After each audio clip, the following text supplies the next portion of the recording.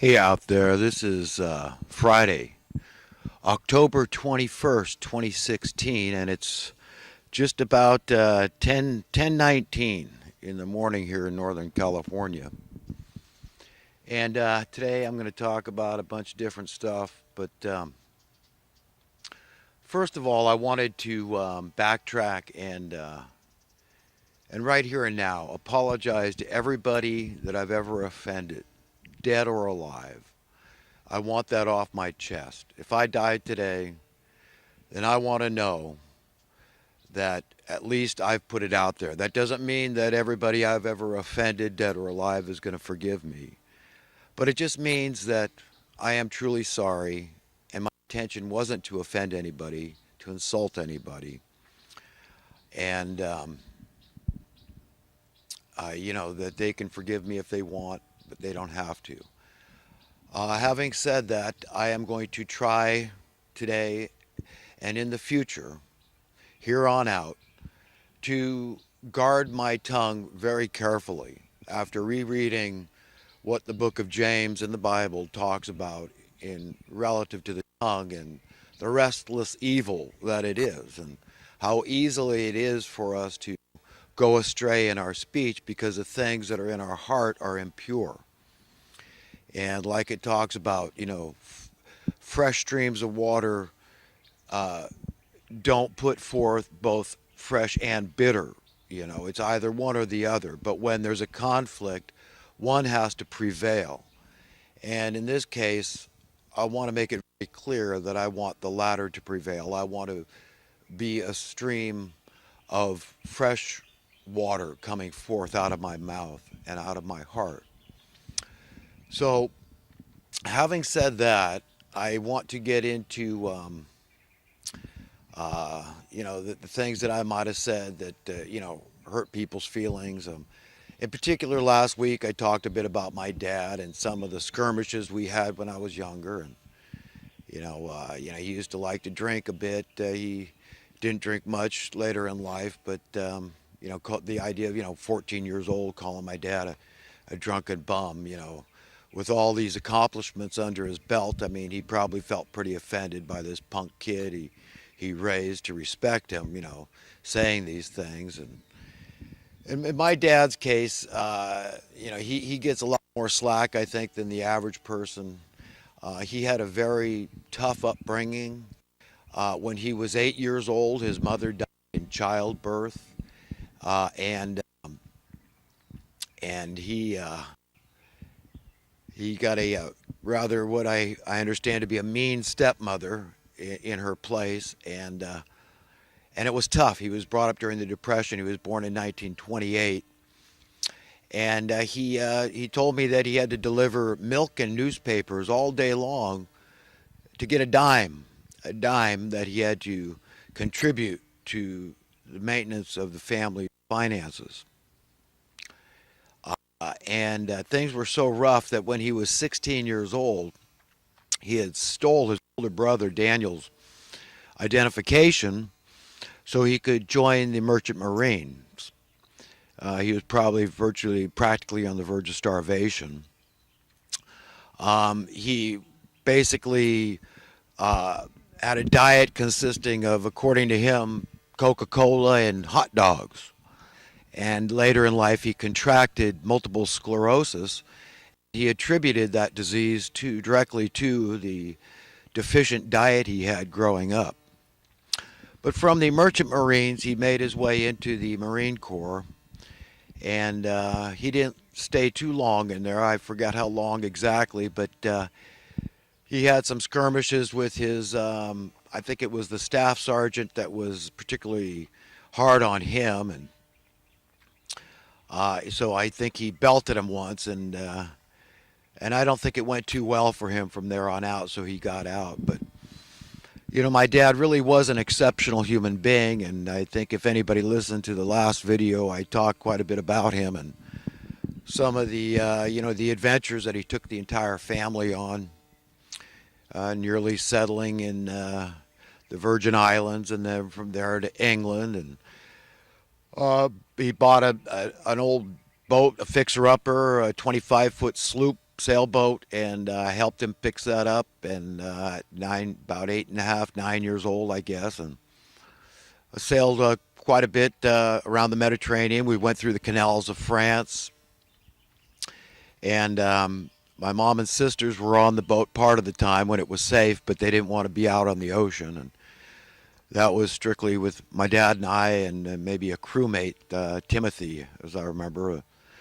Looked like a pirate. He had a patch over his eye, but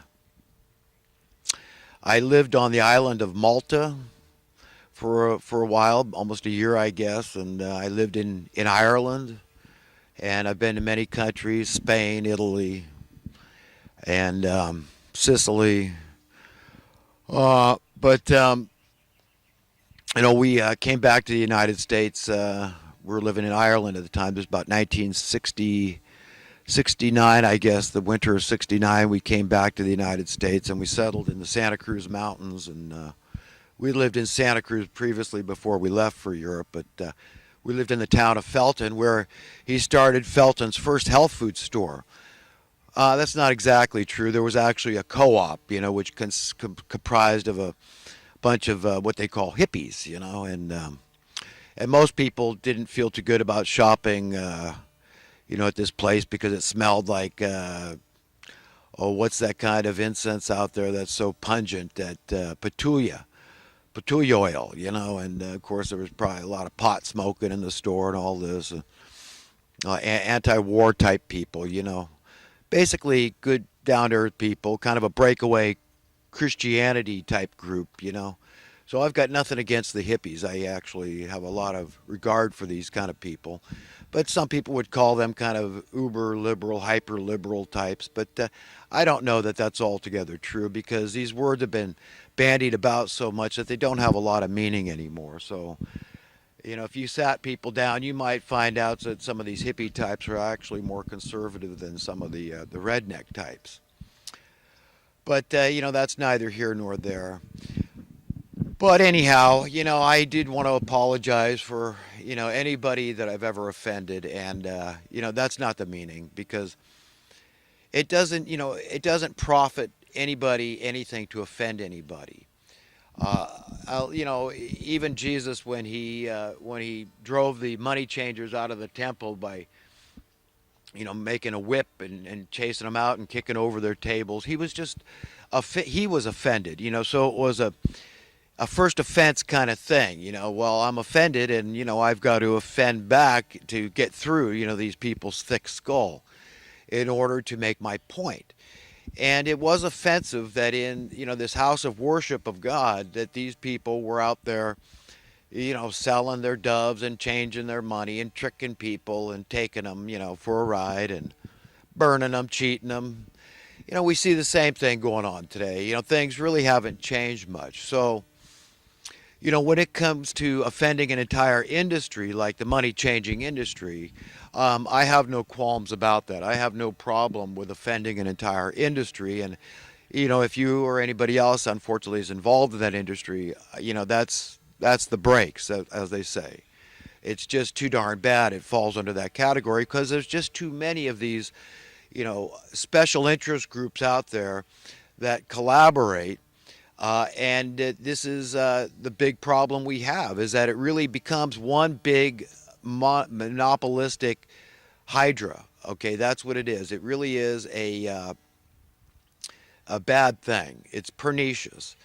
And if you object to it, you're objecting to the establishment, and a lot of people are offended by that. They think, oh, how could he be anti-establishment? Well, we spent these thousands of years and trying to make progress and form this establishment, and it's absurd, because really it's a very regressive establishment. And I look at the way the establishment Republicans are treating Donald Trump.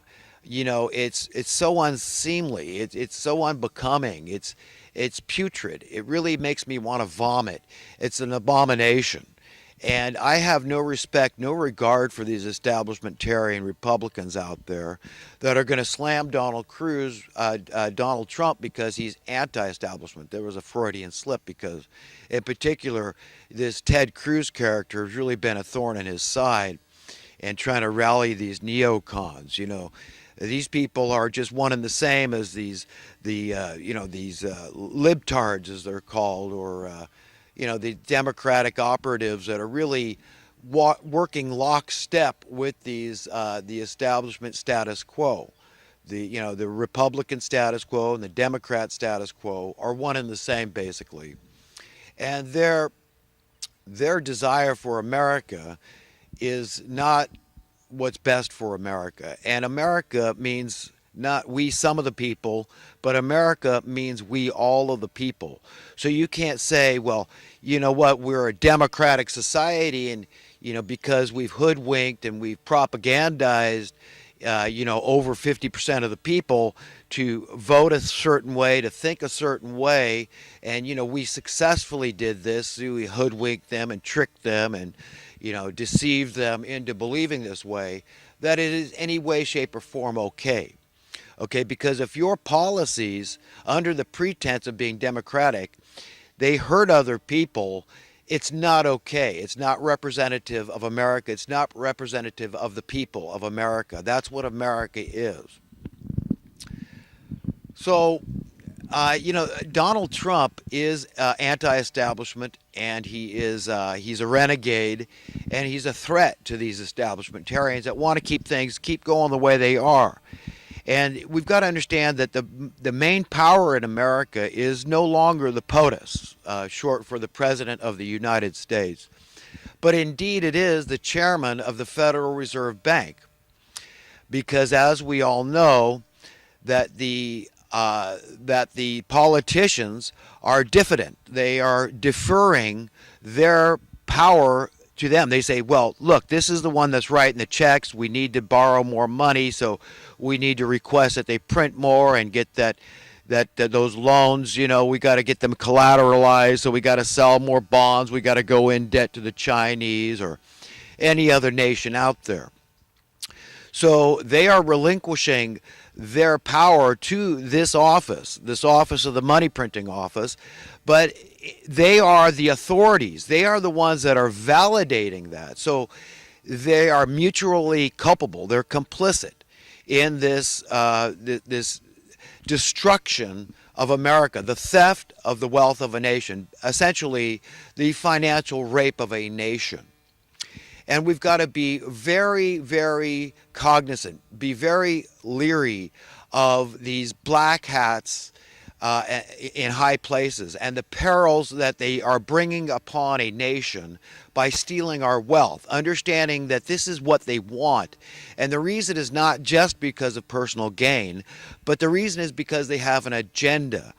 And that agenda involves poverty. It involves increasing poverty, increasing the numbers of people that are poor, and just setting aside a special elect group of people that are undamaged, unharmed by all that poverty, sitting in their ivory towers, safe and secure from the unwashed masses, from the poverty-stricken people they have created.